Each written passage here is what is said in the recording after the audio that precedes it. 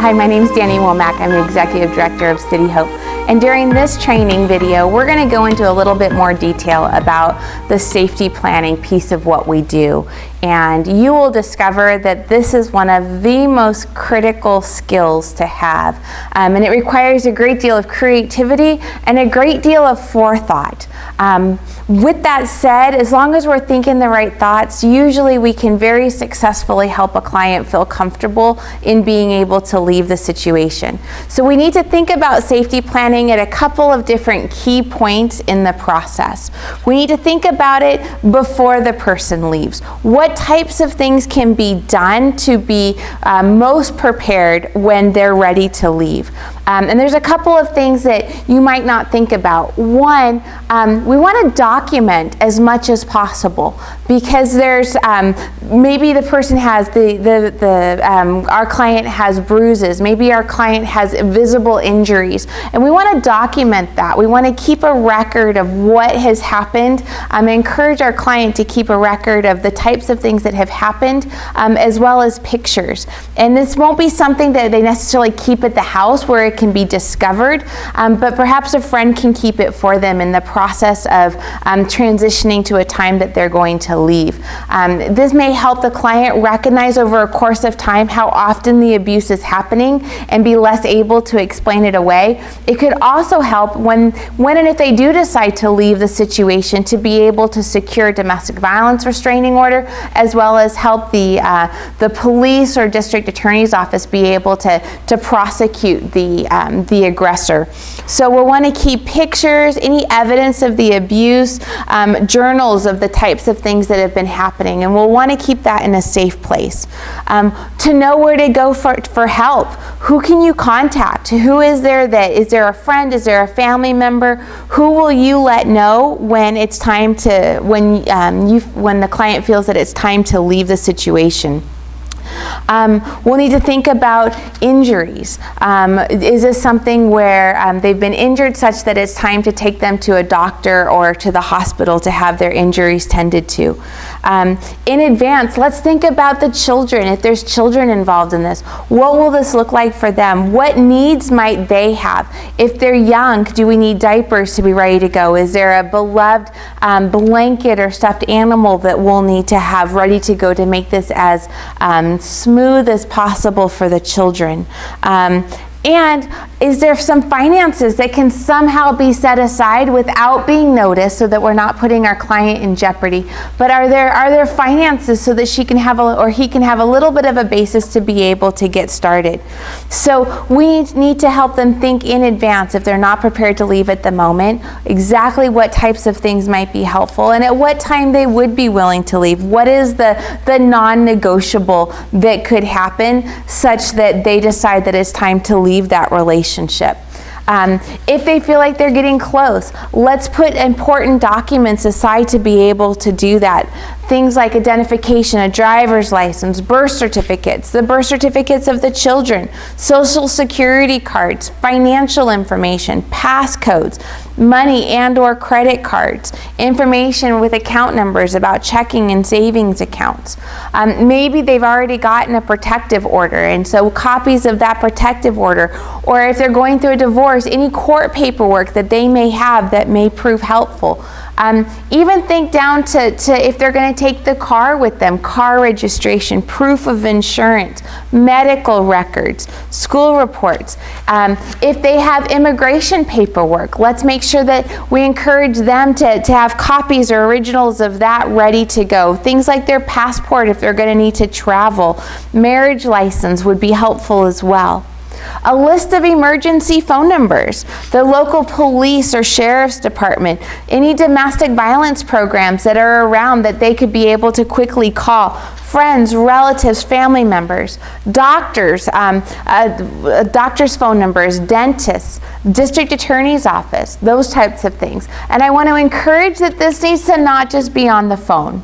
This really needs to be a separate piece of paper with all these numbers written down, because I can't tell you how many times we have come on scene as City Hope to help a client leave a violent situation to discover that the aggressor took the phone or broke the phone, or that the phone is being tracked and it's not safe for the phone to be turned on or used, and now we're out that information. And perhaps they thought that they were planning well by having all this information in the phone, but we've had to go through a lot sometimes to try to find a friend that we can contact on behalf of the client, because no phone numbers have been memorized or written down elsewhere. So in this kit that can be left at a different location, somewhere safe where it's not going to be found, make sure there's written down these types of phone numbers. Other things to think about, medication, an extra set of house keys or car keys. We've had a client that was ready to leave and had decided that as soon as the husband went to work, she was going to leave. She had a kit, she had some things ready to go, but she didn't have an extra set of car keys. And he took the car keys with him to make sure that she wouldn't be able to leave the house. So if there's a way to get a set of car keys, a copy of the key to the car made, that type of thing, that could be helpful. If there's things that's just of sentimental value in the house that you'd want to take, or that your client would want to take, perhaps a cell phone that hasn't been used, that can't be tracked, that's a pay-as-you-go type phone, so that it can be utilized in the aftermath of fleeing the situation. Changes of clothes for you and your children, for the client's child.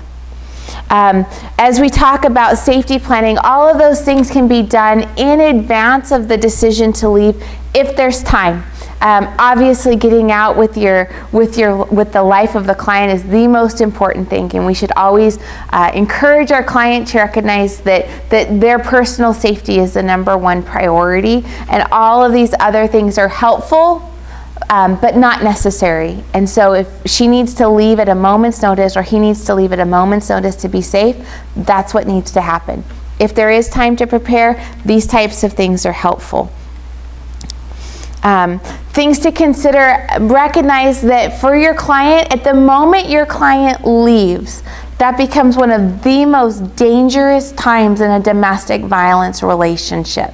And so there needs to be great care taken in how they leave and in the aftermath. And this can go down a couple of ways. Perhaps there was an incident and law enforcement was called, and law enforcement has arrested the aggressor.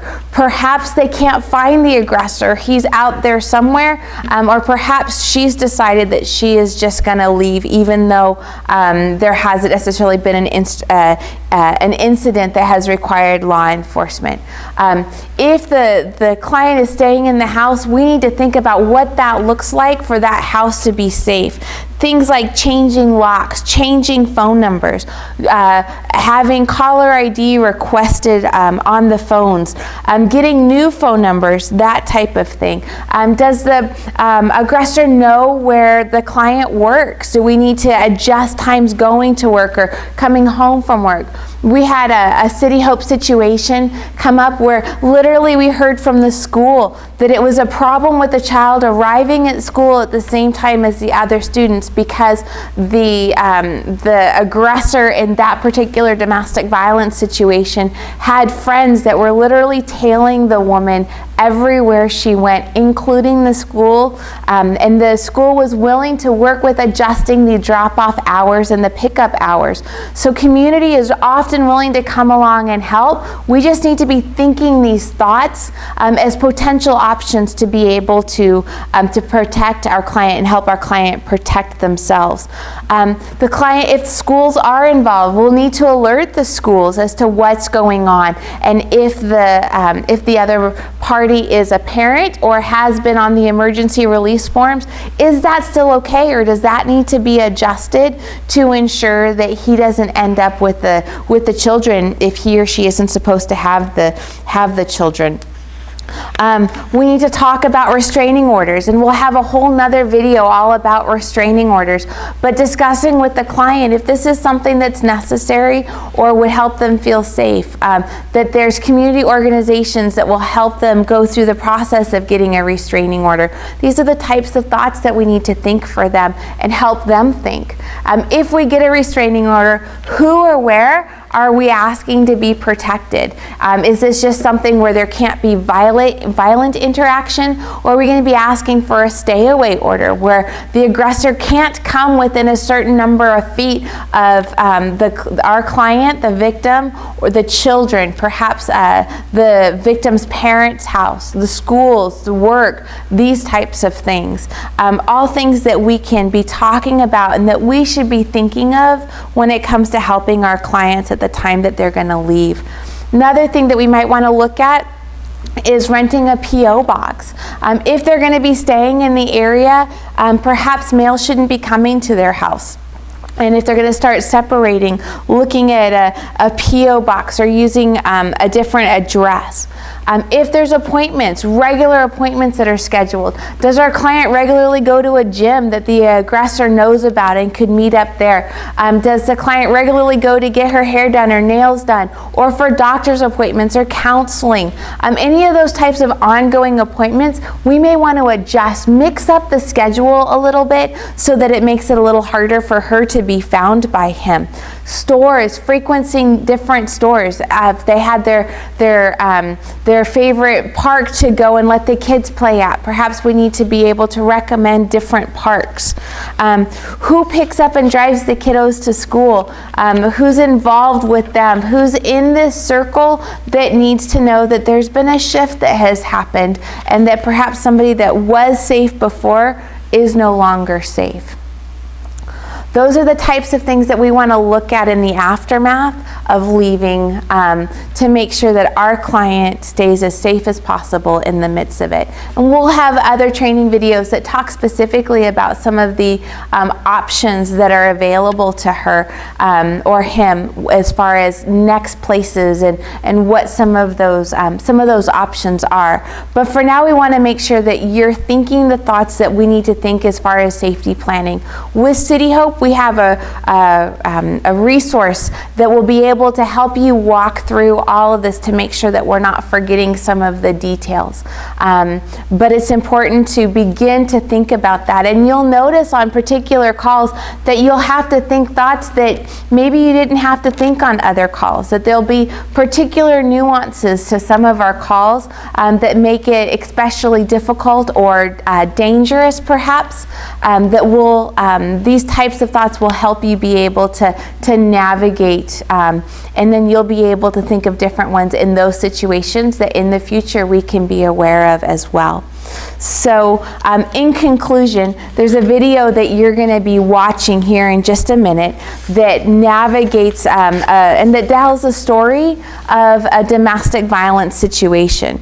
In this particular one, there's a husband and a wife. The husband's been drinking, and the wife calls 911. And when the law enforcement arrives, you'll see on the video the interaction. And what I'd like you to do is I'd like you to watch this video with the mindset that you're responsible for safety planning for this client. What would you do? What would your safety plan look like if this particular client decided to stay in this current situation? And what would your safety plan look like? What would you brainstorm with her if your client decided that this was the time that she was going to leave this situation? And I want you to document and write down both safety plans and email it to training@cityhopenow.org. Again, that's training@cityhopenow.org. And that assignment will be part of what is reviewed to make sure that we've got everybody proceeding well through the training and prepared to start seeing clients. So I look forward to getting that from you, and thank you for being willing to not only learn this information, but to be part of this team. Thank you.